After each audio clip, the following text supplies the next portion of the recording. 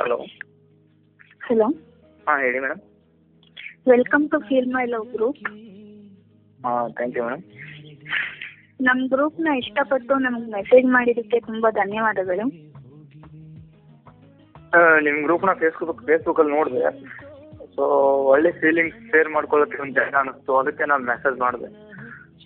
Okay, ನಿಮ್ಮ feelings ಏನೇ ಇದ್ರು ಶೇರ್ ಮಾಡ್ಕೊಳ್ಳಿ.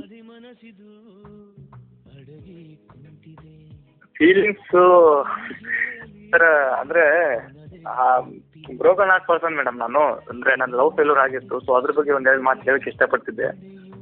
ಓಕೆ. ನಾನು 2009 2012ವರೆಗೂ 3 years ಮುಖ ನೋಡಿದ್ರೆ ಒಂದು ಹುಡುಗಿನ ಲವ್ ಮಾಡ್ತಾ ಇದ್ದೆ, ಕುಂದಾಪುರದವಳು. ಓಕೆ. ಹುಡುಗಿ ಹೆಸರು ಬಂದು ಶ್ಯಾಮ್ಲಾ ಅಂತ. ಮತ್ತೆ ಕಂಟಿನ್ಯೂಸ್ಲಿ ನಾನು ಅವ್ರ ಜೊತೆ ಮಾತಾಡ್ತಾ ಇದ್ದಿದ್ದು ಬರೀ ಫೋನಲ್ಲಿ, ಮುಖ ಕೂಡ ನೋಡೋಕೆ ಸಿಕ್ಕಿರಲಿಲ್ಲ. ಒಂದು 3 ವರ್ಷದ ನಂತರ ಇತ್ತೀಚೆಗೆ 2013 ಮಾರ್ಚ್ 23, ಅಂದರೆ ಮತ್ತೆ 2 ವರ್ಷ ನಾನು ಕಂಟಿನ್ಯೂ ಮಾಡಿಕೊಂಡು 2013 ಮಾರ್ಚ್ 21ನೇ ತಾರೀಕು ಮೀಟ್ ಮಾಡಕ್ಕೆ ಹೋಗಿದ್ದೆ ಅವ್ರ ಊರಿಗೆ. ಓಕೆ. ಹೋದವಾಗ ನಾನು ಹೇಳಿದ್ದೆ ಬರ್ತೀನಿ, ಹಿಂಗೆ ಮೀಟ್ ಮಾಡಬೇಕು ನಿನ್ನ ಅಂತ ಹೇಳಿದೆ. ಆಯಿತು ಬನ್ನಿ ಮೀಟ್ ಮಾಡೋಣ ಅಂತ ಹೇಳಿದ್ರು. ಸೊ ಕುಂದಾಪುರ್ಗೆ ಹೋಗಿ ಅವ್ರು ಫೋನ್ ಮಾಡಿದ್ಮೇಲೆ ಅವ್ರು ಬರ್ತೀನಿ ಅಂತ ವೇಟ್ ಮಾಡಿಸಿದ್ರು. ಬಟ್ ನಾನು ವೇಟಿಂಗಲ್ಲೇ ಇದ್ದೆ. ಒಂದು 6 to 7 hours ನಾನು ವೇಟ್ ಮಾಡಿದೆ. ಕಡೆಗೆ ಅವಳು ನಮ್ಮ ಚಿಕ್ಕಮ್ಮನಿಗೆ ಹಾಸ್ಪಿಟ್ಲ್ ತೋರಿಸ್ಬೇಕು, ಬರೋಕ್ಕಾಗಲ್ಲ ಅಂತ ಹೇಳಿದ್ಲು. ನಾನು ಬೆಂಗಳೂರಿಂದ ಕುಂದಾಪುರ ಬಂದಿದ್ದೆ. ಸೊ ರಿಟರ್ನ್ ನಾನು ಏನು ಮಾಡಿದೆ, ಸರಿ ಆಯ್ತು ಬಿಡು ನೆಕ್ಸ್ಟ್ ಟೈಮ್ ಮತ್ತೆ ಮೀಟ್ ಮಾಡೋಣ ಅಂತ ಹೇಳ್ಬಿಟ್ಟು ನಾನು ಮತ್ತೆ ಹುಬ್ಳಿಗೆ ಬಂದೆ. ಹುಬ್ಳಿಗೆ ಬಂದು ನಮ್ಮ ಚಿಕ್ಕಪ್ಪ ಮನೇಲಿ ಇದ್ದೆ ನಾನು. ಆಮೇಲೆ ಮತ್ತೆ ಮಾರನೇ ದಿನ ಫೋನ್ ಮಾಡ್ಬಿಟ್ಟು ಕರೆಸ್ಕೊಂಡು, ಇಲ್ಲ ನಾನು ಇವತ್ತು ಮೀಟ್ ಮಾಡೋಕ್ಕೆ ಬರಲೇಬೇಕು, ಇವತ್ತು ಬರ್ತೀನಿ ಅಂತ ಹೇಳಿದ್ದೆ. ನಾನು ಬಾ, ನಾನು ನಿನ್ನೆ ಮಿಸ್ ಮಾಡಿದೆ, ಡೆಫಿನೆಟ್ಲಿ ಮೀಟ್ ಮಾಡ್ತೀನಿ ಅಂತ ಹೇಳಿದ್ಲು. ಸರಿ ಅಂತ ಹೋಗಿದ್ದೆ. ಹೋಗಿ ಮೀಟ್ ಮಾಡಿದ್ಮೇಲೆ ಅವಳು ಆ್ಯಕ್ಚುಲಿ ಪರ್ಸ್ನಾಲಿಟಿ ನೋಡಿ ಹಣ ನೋಡಿ ಲವ್ ಮಾಡೋ ಹುಡುಗಿ ಅನ್ಸುತ್ತೆ. ಐ ಥಿಂಕ್ ಹೋದ್ಮೇಲೆ ಮೀಟ್ ಮಾಡಿದ್ಲು, ಸರಿಯಾಗಿ ರೆಸ್ಪಾನ್ಸ್ ಮಾಡಲಿಲ್ಲ. ನೀವು ಯಾರು ಅಂತ ಕೇಳಿದ್ಲು, ಅದೇ ನಂಗೆ ಬೇಜಾರಾಯಿತು. ಆಮೇಲೆ ನೀವು ಯಾರು ಅಂತ ಕೇಳಿದ್ಮೇಲೆ ಏನು ಮಾಮೂಲಿ ಹುಡುಗರು ಯಾವ ಥರ ಫೀಲ್ ಮಾಡ್ಕೊತಾರೆ ಅದೇ ಥರ ಫೀಲ್ ಮಾಡಿಕೊಂಡು ಅಲ್ಲಿಂದ ಹೊರಗಡೆ ಬರಬೇಕು ಅಂತ ಚಾನ್ಸ್ ನೋಡಿದೆ, ಆಗಲಿಲ್ಲ. ಆದರೂ ಒಂದು ಹುಡುಗಿ ಕರೆಕ್ಟಾಗಿ ಸರಿಯಾಗಿ ಮಾತಾಡಲಿಲ್ಲ. ಪೊಲೀಸ್ ಕಂಪ್ಲೇಂಟ್ ಕೊಡ್ತೀನಿ ಅದು ಇದೆಲ್ಲ ಹೇಳಿ ಎದುರಿಸ್ಲು. ಯಾಕೆ ಬೇಕು ಅಂತ ಪೊಲೀಸ್ ಕಂಪ್ಲೇಂಟ್ ಅನ್ನೋ ಮ್ಯಾಟರ್ ಏನಕ್ಕೆ ಬಂತು? ಅಂದರೆ ನಾನು 2-3 ಸತಿ ಹೋಗ್ಬಿಟ್ಟು ಪ್ರಪೋಸ್ ಮಾಡಿದ್ನಲ್ಲ ಅವಳು ಬಸ್ ಸ್ಟ್ಯಾಂಡಲ್ಲಿ. ಅಂದ್ರೆ ನೀವು ಮೀಟ್ ಮಾಡಕ್ ತಾನೇ ಹೋಗಿದ್ದು? ಹಾಂ ಮೀಟ್ ಮಾಡಿದೆ.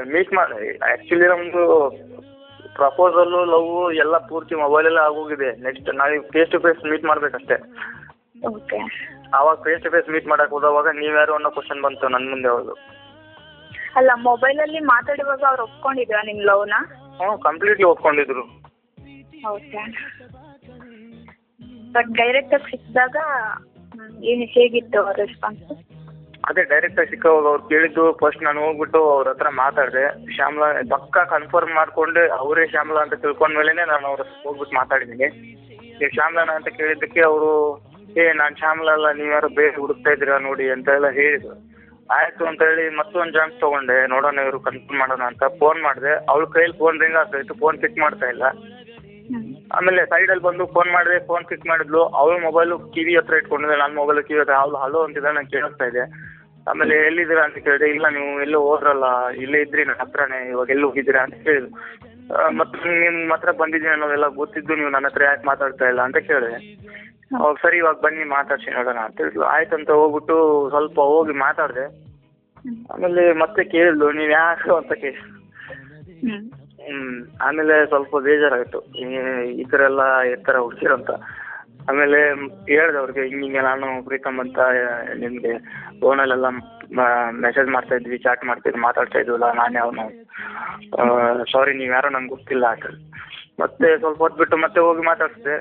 ಆಮೇಲೆ ಅವಳು ವೇಟ್ ಮಾಡ್ತಾ ಇದ್ದೆ, ಹೋಗ್ತಾ ಇಲ್ಲ. ಬಸ್ ಎಷ್ಟು ಬಂದರೂ ಅವಳು ಬಸ್ ಹತ್ತಾ ಇಲ್ಲ, ಹೋಗ್ತಾ ಇಲ್ಲ. ಅವಳು ಯಾರಿಗೂ ವೇಟ್ ಮಾಡ್ತಾ ಇದ್ದಾಳೆ. ಬಟ್ ನನಗೆ ಅಂತ ನಾನಿದ್ದೀನಿ, ನಾನೇ Pritam. Actually real fact, real artist ನಾನೇ ಬರ್ಬೇಕಲ್ಲಿಗೆ. ನಾನೇ ಬಂದಿದ್ದೀನಿ. ಬಟ್ ಅವಳು ನನ್ನನ್ನು ಅರ್ಥ ಮಾಡ್ಕೊತಾ ಇಲ್ಲ, ಅವಳಿಗೆ ನಾನು ಅರ್ಥ ಆಗಿದ್ದೀನಿ. ಸಾರಿ ನನಗೆ ಅವಳು ಅರ್ಥ ಆಗಿದೆ. ಅವಳೇ ಇವಳು ಅಂತ ನನಗೆ ಕನ್ಫರ್ಮ್ ಆಗಿದೆ. ಅವಳಿಗೆ ನಾನು ಅಂತ ಕನ್ಫರ್ಮ್ ಇಲ್ಲ ಇನ್ನು. ಮತ್ತೆ 3rd ಟೈಮ್ ಹೋದೆ. ಹಾಂ, ಫೋಟೋಸ್ ನೋಡ್ಕೊಂಡಿರ್ಲಿಲ್ವಾ ಇದ್ರು? ಎಲ್ಲಿ ಮೇಡಮ್, ಅವಳು ಒಂಥರ ವಿಲೇಜ್ ಗರ್ಲ್ ಅಂತ ಹೇಳ್ತಾರಲ್ಲ, ಹಳ್ಳಿ ಹುಡುಗಿ ಮುಗ್ದೆ. ಅವಳಿಗೆ ಫೇಸ್ಬುಕ್ ಅಕೌಂಟ್ ಇಲ್ಲ, ಏನಿಲ್ಲ. ಅವ್ರ ಮನೆಗೆ ಫೋಟೋ ಕಳ್ಸೋಣ ಅಂದರೆ ಅವ್ರ ಮನೆಗೆ ಬೇಡ ಅಂತ ಹೇಳ್ತಿದ್ಲು. ಮತ್ತು ಏನು ಅವ್ರಿಗೆ ಒಂದು ಅವರು ತುಂಬ ಹಿಂದುಳಿದವರು ಅಂತ ಹೇಳ್ಬೋದು. ಅವ್ರಿಗೆ ಸೋಷಿಯಲ್ ಸೈಟ್ಸ್ ಬಗ್ಗೆ ಎಲ್ಲ ಅರಿವಿರಲಿಲ್ಲ. ಇವಾಗಲೂ ನಾನು ಸರ್ಚ್ ಮಾಡಿ ಇವಾಗ್ಲೂವರೆಗೂ ಅವ್ರು ಸೋಷಿಯಲ್ ಸೈಟ್ಸ್ಗೆ ಬಂದೇ ಇಲ್ಲ, ಎಲ್ಲಿ ಸಿಗ್ತಾನೆ ಇಲ್ಲ. ಅವ್ರಿಗೋಸ್ಕರ ಸರ್ಚ್ ಮಾಡದಿರೋ ಜಾಗ ಇಲ್ಲ. ಇವಾಗ ಅವ್ರ ಊರಿಗೆ ಹೋಗಿ 3 ದಿನ ಹಾಲ್ಟಿಂಗ್ ಮಾಡಿಕೊಂಡು ಎಲ್ಲ ಹುಡ್ಕಾಡ್ರಿ. ಅವಳು ಯಾವ ಊರಲ್ಲಿದ್ದಾಳೆ ಅಂತಲೂ ಗೊತ್ತಾಗ್ತಿಲ್ಲ. ಅಟ್ಲೀಸ್ಟ್ ಅವಳು ಒಂದು ಅಡ್ರೆಸ್, ಒಂದು ಫೋನ್ ನಂಬರ್ ಸಿಕ್ಕರೆ ನಾನು ಟ್ರೇಸ್ ಮಾಡ್ಬೋದು. ಅವಳು ಫೋನ್ ನಂಬರ್ ಸ್ವಿಚ್ ಆಫ್ ಆಗಿ ಈಗ 1 ಮಂತ್, ಸಾರಿ ಒಂದೂವರೆ ವರ್ಷ ಆಯಿತು. ಟ್ರೇಸ್ ಮಾಡ್ತಾ ಇದ್ದೀನಿ, ಬಟ್ ಸಿಗ್ತಾ ಇಲ್ಲ. ಅದು ನಮ್ಮದು ಹೆಂಗೆ ಅಂದರೆ, ಒಂದ್ಸರ್ತಿ ಕಮಿಟ್ ಆದಮೇಲೆ ಮುಗಿದೋಯ್ತು ಕಂಪ್ಲೀಟ್ಲಿ. ನಾವು ಒಂದು ಸಿಗಬೇಕು, ಸಿಗದೆ ಹೋದರೆ ನಾವು ಅದ್ರ ಬಗ್ಗೆ ಪರಿತ್ಯಾಗ ಮಾಡಬೇಕು ಅಂತ. ಸೊ ಹುಡುಕ್ತಾ ಇದ್ದೀನಿ, ಮ್ಯಾಕ್ಸಿಮಮ್ ಟ್ರೈ ಮಾಡ್ತೀವಿ. ಸಿಕ್ಕಿದ್ರೆ ನಿಮ್ಮ ಫೀಲ್ ಮೈ ಲವ್ ಗ್ರೂಪಿಂದ ಏನೋ ಟ್ರೇಸ್ ಮಾಡೋಕ್ಕೆ ಟ್ರೈ ಮಾಡಿದರೆ, ಹೆಲ್ಪ್ ಮಾಡಿದರೆ ತುಂಬ ಒಳ್ಳೆಯದಿರುತ್ತೆ. ಓಕೆ, ಅಂದರೆ ನೀವು ಪ್ರಪೋಸ್ ಮಾಡಿದ್ರೆ ಡೈರೆಕ್ಟಾಗಿ ಕೂಡ ಪ್ರಪೋಸ್ ಮಾಡಿದ್ರೆ? ಕರೆಕ್ಟಾಗಿ ಅಂದರೆ ಮತ್ತೆ ನಾನು ಥರ್ಡ್ ಟೈಮ್ ಹೋದವಾಗ ಹೇಳಿದೆ ಅವಳಿಗೆ, ಕೈ ಹಿಡಿದು ಹೇಳಿ ನಾನೇ ಕಣೆ ಪ್ರೀತಮ್ ಅಂದರೆ ನೀನು ನನ್ನ ಹತ್ರನೇ ಮಾತಾಡ್ತಾ ಇದ್ದದ್ದು ಎಲ್ಲ ಹೇಳಿದೆ. ಆಮೇಲೆ ಅವಳು ಕೈ ಬಿಡ್ರಿ, ನನ್ನ ಹತ್ರ ಮಾತಾಡ್ರಿ, ನಾನು ಪೊಲೀಸ್ ಕಂಪ್ಲೇಂಟ್ ಕೊಡ್ತೀನಿ, ಹಿಂಗೆ ಅಂತ ಎಲ್ಲ ಹೇಳಿ. ಆಮೇಲೆ ನಿಂದಿರಲಿಲ್ಲ ಅವಳು. ಮತ್ತೆ ಅಲ್ಲಿಂದ ಬಸ್ ಹತ್ಕೊಂಡು ಅವಳು ಯಾವ ಊರಿಗೆ ಹೋಗೋದಿತ್ತು ಊರಿಗೆ ಹೋಗಿದ್ಲು. ಸ್ವಲ್ಪ ಹೊತ್ತು ವೆಯ್ಟ್ ಮಾಡಿದೆ. ಆಮೇಲೆ ನನಗೆ ಏನು ತಲೆಗೆ ಬಂತು ಅಂದರೆ, ಹುಡುಗಿರ ಬಗ್ಗೆ ಕೆಟ್ಟ ಅಭಿಪ್ರಾಯ ಬಂತು. ಯಾಕೆಂದರೆ ಬೇಸಿಕಲಿ ಹುಡುಗರು ಈ ಥರ ಒಂದು ಸಿಚುವೇಶನಲ್ಲಿ ಕ್ರಿಯೇಟ್ ಮಾಡ್ಕೋದಂದ್ರೆ ಹುಡುಗಿರ ಬಗ್ಗೆ ಕೆಟ್ಟದಾಗೆ ಯೋಚನೆ ಮಾಡ್ತಾರೆ. ನಾನು ಆ ಥರ ಯೋಚನೆ ಮಾಡಿದೆ, ಏನಪ್ಪ ಹುಡುಗಿರು ಈ ಥರ ಇದ್ದಾರೆ. ಆಮೇಲೆ ಮತ್ತೆ ಮಾರನೇ ದಿನ ಒಂದು ಫೋನ್ ಮಾಡಿದ್ಲು ಈವ್ನಿಂಗು. ಇಲ್ಲ ನಮ್ಮ ಅಣ್ಣ ಇದ್ರು ನನ್ನ ಎದುರುಗಡೆ, ಅದಕ್ಕೆ ಮಾತಾಡೋಕ್ಕಾಗಲಿಲ್ಲ. ನನ್ನ ಹತ್ರನೇ ಸುಳ್ದಾಡ್ತಾ ಇದ್ರು, ಮತ್ತು ನನ್ನ ಹತ್ರ ಏನಾರು ಮಾತಾಡಿದ್ರೆ ತಪ್ಪಾಗ್ತಾ ಇತ್ತು, ಅದಕ್ಕೆ ನನ್ನ ಹತ್ರ ಏನೋ ಮಾತಾಡಿ. ಓಕೆ ರೀ, ಮಾತಾಡಲಿಲ್ಲ ಅನ್ನೋ ಬೇರೆ ಅಟ್ಲೀಸ್ಟ್ ನಮ್ಮ ಅಣ್ಣ ಇದ್ದಾರೆ, ಆಮೇಲೆ ಸಿಗ್ತೀನಿ ಅಂತ ಹೇಳ್ಬಿಟ್ಟು ನಾನು ಅವಾಯ್ಡ್ ಮಾಡ್ಬೋದಿತ್ತ. ಮತ್ತೆ ಸಡನ್ಲಿ ಡೈರೆಕ್ಟಾಗಿ 3 ಸರ್ತಿ ನೀನು ಯಾರು ಅಂತ ಕೇಳಿದ್ರೆ, ನಾನು ಯಾರು ಅಂತ ಅವ್ರಿಗೆ ಗೊತ್ತಿಲ್ಲ ಅಂದರೆ ನನ್ನನ್ನು ಕುಂದಾಪುರಕ್ಕೆ ಏನೇ ಕರೆಸ್ಕೊಂಡ್ಬೇಕಿತ್ತು. ಓಕೆ, ಇನ್ ಕೇಸ್ ನೀವು ಪ್ರೀತಿಸಿದವರು ನಿಮ್ಮ ರೆಕಾರ್ಡಿಂಗ್ನ ಕೇಳಿದ್ರೆ ಅವ್ರಿಗೆ ಏನು ಮೆಸೇಜ್ ಕೊಡಬೇಕು ಅಂತಿದ್ದೀರಾ? ಇವತ್ತು ನೀವೆಲ್ಲಿ ಪಬ್ಲಿಸಿಟಿ ಮಾಡ್ತೀರಾ ಇದು ರೆಕಾರ್ಡಿಂಗು? ಗ್ರೂಪಲ್ಲಿ ಅಪ್ಲೋಡ್ ಆಗುತ್ತೆ ಇದು? ಗ್ರೂಪಲ್ಲಿ ಅಪ್ಲೋಡ್ ಆದರೆ ಅವ್ರಿಗೆ ಕೇಳ್ಸೋಕ್ಕಾಗಲ್ಲ ಅನ್ಸುತ್ತೆ ಬಿಡ್ರಿ, ಯಾಕಂದ್ರೆ ಅವರು ಸೋಷಿಯಲ್ ಸೈಟಲ್ಲೆಲ್ಲ ಇನ್ವಾಲ್ವ್ ಆಗಿಲ್ಲ. ಇನ್ ಕೇಸ್ ಕೇಳಿದ್ರೆ ನಾನು ಹೇಳೋದಕ್ಕೆ ಇಷ್ಟಪಡ್ತೀನಿ ಏನಂದರೆ, ಆ ಹುಡುಗಿ ಇವಾಗ ಒಂದೇ ಒಂದು ಮಿಸ್ ಕಾಲ್ ಕೊಟ್ಟು ನಾನು ಇಂಥಲ್ಲಿದ್ದೀನಿ ನಾನು ಒಂದೇ ಒಂದು ಸುಳ್ಳು ಕೊಟ್ಟರೆ ಸಾಕು. ಅಟ್ಲೀಸ್ಟ್ ನನಗೆ ಅವ್ಳ ನಂಬರ್ ಕೊಟ್ಟರೆ ಸಾಕು. ನಾನೇ ಖುದ್ದಾಗಿ ಅವ್ರ ಮನೆಗೆ ಹೋಗಿ ಅವ್ರ ಮನೆಯವ್ರ ಹತ್ರ ಮಾತಾಡಿ ಹುಡುಗಿನ ಒಪ್ಪಿಸಿ ಮದುವೆ ಮಾಡ್ಕೊಂಡು ಕರ್ಕೊಂಡು ಹೋಗ್ತೀನಿ ಮನೆಗೆ. ಅವ್ಳು ಬಿಟ್ಟರೆ ಬೇರೆ ಯಾರಿಗೂ ಸ್ಥಾನ ಇಲ್ಲ ರೀ ಆಟಲ್ಲಿ. ಯಾಕಂದರೆ ನನ್ನ ಲೈಫ್ಗೆ ಇನ್ಸ್ಪಿರೇಷನ್ ಅವಳು. ನಾನು ಒಂದು ಟೈಮು ಹೆಂಗೋ ಇದ್ದೆ, ಅವಳಿಂದ ನಾನು ಹೆಂಗೋ ಆದೆ. ಇವಾಗ ಅವಳಿಂದ ಒಂದು ಸ್ಟ್ಯಾಂಡರ್ಡ್ ನಾನು ಮೇಂಟೈನ್ ಮಾಡ್ತಾ ಇದ್ದೀನಿ. ನನಗೆ ಆದಂಥ ಡಿಗ್ನಿಟಿ ಮೇಂಟೈನ್ ಮಾಡ್ತಾ ಇದ್ದೀನಿ. ಸೊಸೈಟಿಯಲ್ಲಿ ಒಂದು ಐಡೆಂಟಿಟಿ ಕ್ರಿಯೇಟ್ ಮಾಡ್ಕೊಂಡಿದ್ದೀನಿ. ಸೊ ಎಲ್ಲಕ್ಕೂ ಅವಳೇ ಮೂಲ ಕಾರಣ ಅವಳು. ಅವಳಿಲ್ಲದೆ ಜೀವನ ಇಲ್ಲ, ನೀವು ಶೂನ್ಯ ಅಂತಾನು ನಾನು ಹೇಳಬಲ್ಲೆ. ಬಟ್ ಅವಳನ್ನ ಬಿಟ್ಟು ನನಗೆ ಇರೋಕ್ಕಾಗಲ್ಲ. ಇಷ್ಟು ದಿನ ಇದ್ದಿದೆ ಒಂದು ಇದು ಅನ್ಸುತ್ತೆ. ಮತ್ತು ಅವಳದೇನೋ ಒಂದೇ ಒಂದು ಸುಳ್ಳು ಸಿಕ್ಕರಲ್ಲ, ನಾನು ಮಾತ್ರ ಡೆಫಿನೆಟ್ಲಿ ಮಿಸ್ ಮಾಡ್ಕೊಳ್ಳಲ್ಲ. ಗ್ಯಾರಂಟಿ ಅವಳನ್ನ ಮದುವೆ ಮಾಡ್ಕೊಂಡು ಕರ್ಕೊಂಡು ಹೋಗ್ತೀನಿ. ಓಕೆ, ಈ ಸಮಾಜಕ್ಕೆ ಏನಾದ್ರು ಮೆಸೇಜ್ ಕೊಡಬೇಕು ಅಂದರೆ ಏನು ಕೊಡ್ಬೋದು ನೀವು? ಸಮಾಜಕ್ಕೆ ನೋಡ್ರಿ, ಒಂದು ಮಾತು ಹೇಳೋದಕ್ಕೆ ಇಷ್ಟಪಡ್ತೀನಿ. ಲವ್ ಈ ಸೋಷಿಯಲ್ ಸೈಟ್ಸಲ್ಲಿ ಎಲ್ಲೇ ನೋಡಿದ್ರು ಮೇನ್ ಹೆಡ್ಲೈನ್ ಟಾಪಿಕ್ ಇರೋದೇ ಲವ್ ಅನ್ನೋದು. ಸೊ ಲವ್ ಬಗ್ಗೆ ಹೇಳೋದಾದ್ರೆ ನಾನು ಒಂದೇ ಒಂದು ಮಾತಾಡ್ತೀನಿ. ಒಂದು ಮನುಷ್ಯ ಲವ್ ಮಾಡಬೇಕು ಅಂತಂದ್ರೆ ಅವನಿಗೆ ಆದಂಥ ಅವನಿಗೆ ಆದಂಥ ಒಂದು ಎಬಿಲಿಟೀಸ್ ಇರುತ್ತೆ. ಆ ಎಬಿಲಿಟೀಸ್ನ ರೀಚ್ ಆದಮೇಲೆ ಅವನು ಲವ್ ಮಾಡೋದಕ್ಕೆ ಏನು ಇದು ಎಲಿಜಿಬಲ್ ಆಗ್ತಾನೆ. ಅಂದರೆ ಅವನಿಗೆ ಒಂದು ಸ್ಟ್ಯಾಂಡರ್ಡಿಟಿ ಇರಬೇಕು, ಒಂದು ಸ್ಟ್ಯಾಂಡ್ ಇರಬೇಕು. ನಾವೇ ಒಂದು ಹುಡುಗಿ ಲವ್ ಮಾಡ್ತಿರೋ ಹುಡುಗಿ ನಿಮ್ಮ ಜೊತೆ ಬಂದು ಜೀವನ ಮಾಡೋಕ್ಕೆ ನಿಂತ್ಕೊಂಡ್ರೆ ಆ ಹುಡುಗಿನ ಸರಿಯಾಗಿ ಸಮಾನವಾಗಿ ನೋಡ್ಕೊಂಡು ಹೋಗುವಂಥ ಕೆಪಾಸಿಟಿ ಇರಬೇಕು. ಅಂದರೆ ಲವ್ ಮಾಡಬೇಕು. ಸುಮ್ಮನೆ ಏನೋ ಈಜಿದೆ, ಇದೊಂದು ಫ್ಯಾಷನೇಬಲ್ ಆಗಿಬಿಟ್ಟಿದೆ ಲವ್ ಇವಾಗ. ಫ್ಯಾಷನ್ಗೋಸ್ಕರ ಮಾಡೋದಲ್ಲ. ಯಾಕಂದರೆ 2 ಹೃದಯಗಳ ವಿಷಯ ಇದು. ಒಂದು ಹೃದಯ ನಾವು ಮೋಸ ಮಾಡ್ತಿದ್ದೆ ಅಂತ ಗೊತ್ತಾಗ, ಇನ್ನೊಂದು ಹೃದಯ ಅದನ್ನ ತುಂಬ ಡೀಪ್ ಆಗಿ ಆಳವಾಗಿ ಬಿಡುತ್ತಾ ಇರುತ್ತೆ. ನಾವು ಇದನ್ನ ಏನೋ ಟೈಮ್ ಪಾಸ್ ಬಿಡಪ್ಪ, ಹುಡುಗಿ ಸಿಗದೇ ಇರ್ಬೋದು, ಸುಮ್ಮನೆ ನಮಗೆ ಟೈಮ್ ಪಾಸ್ ಆಗುತ್ತೆ ಅಂತ ನಾವು ಮಾಡೋದಾದ್ರೆ ಅವಳು ಡೀಪ್ ಆಗಿ ಹೋಗಿರ್ತಾರೆ. ಇವತ್ತು ನಾವು ಕೈ ಕೊಟ್ಬಿಟ್ರೆ ಅವಳು ಹೃದಯ, ಇವತ್ತು ನನ್ನ ಹೃದಯ ಎಷ್ಟು ನೋವು ಆಗ್ತದೆ, ಅವಳು ಅದಕ್ಕಿಂತ ಹೆಚ್ಚಿನ ಪಟ್ಟು, ಅದಕ್ಕಿಂತ 2 ಪಟ್ಟು ನೋವು ಅನುಭವಿಸುತ್ತೆ. ನೆಕ್ಸ್ಟ್ ಟೈಮ್ ಅವಳು ಲವ್ ಅಂದ್ರೆ ನಂಬಿಕೆ ಇರಲ್ಲ. ಈ ಪ್ರೀತಿ ಅಂದ್ರೆ ಬಿಡಪ್ಪ, ಪ್ರೀತಿ ಅಂತ ತಲೆನೋವು ಅಂತ ಅನ್ನೋ ಒಂದು ಇದು ಹೋಗುತ್ತೆ ಸಮಾಜದಲ್ಲಿ ಪ್ರೀತಿ ಬಗ್ಗೆ. ಅದಕ್ಕೆ ಸೊ ಲವ್ ಮಾಡೋರಿಗೆ ನಾನು ಹೇಳೋಕ್ಕೆ ಇಷ್ಟಪಡ್ತೀನಿ. ಒಂದು, ಲವ್ ಮಾಡಿ, ಆದರೆ ಪ್ರೀತಿನ ಯಾವತ್ತೂ ಕೈ ಕೊಡಬೇಡಿ. ಪ್ರೀತಿ ಮಾಡೋಕ್ಕಿಂತ ಮುಂಚೆ ಆ ಪ್ರೀತಿನ ನಾವು ಕರ್ಕೊಂಬಂದು ನನ್ನ ಮನೇಲಿ ಇಟ್ಕೊಂಡು ಸಾಕೋಕ್ಕೆ ಜವಾಬ್ದಾರಿ ನನ್ನಲ್ಲಿ ಇದೆಯಾ ಅನ್ನೋದನ್ನ ತಿಳ್ಕೊಂಡು ಆಮೇಲೆ ಲವ್ ಮಾಡಿ. 100 ವರ್ಷ ಸುಖವಾಗಿರ್ತೀರ. ಆಮೇಲೆ ಮ್ಯೂಚುವಲ್ ಅಂಡರ್ಸ್ಟ್ಯಾಂಡಿಂಗ್ ಭಾಳ ಮುಖ್ಯ ಲವಲ್ಲಿ. ಹುಡುಗ ಹುಡುಗಿ ಕರೆಕ್ಟಾಗಿ ಮ್ಯೂಚುವಲ್ ಅಂಡರ್ಸ್ಟ್ಯಾಂಡಿಂಗ್ ಇರಬೇಕು. ಒಬ್ಬರನ್ನೊಬ್ರು ಕರೆಕ್ಟಾಗಿ ಅರ್ಥ ಮಾಡ್ಕೊಂಡ್ರೆ ಮಾತ್ರ ಜೀವನದಲ್ಲಿ ಮುಂದೆ ಬರೋಕ್ಕೆ ಸಾಧ್ಯ. ಓಕೆ ಪ್ರೀತಮ್, ನಿಮ್ಮ ಫೀಲಿಂಗ್ಸ್ನ ಫೀಲ್ ಮೈ ಲವ್ ಗ್ರೂಪ್ ಜೊತೆ ಶೇರ್ ಮಾಡ್ಕೊಂಡಿದ್ದಕ್ಕೆ ತುಂಬ ಧನ್ಯವಾದಗಳು. Thank you madam. ನಮಗೆ ಒಂದು ಚಾನ್ಸ್ ಕೊಟ್ರಲ್ಲ, really I happy to talk to with you.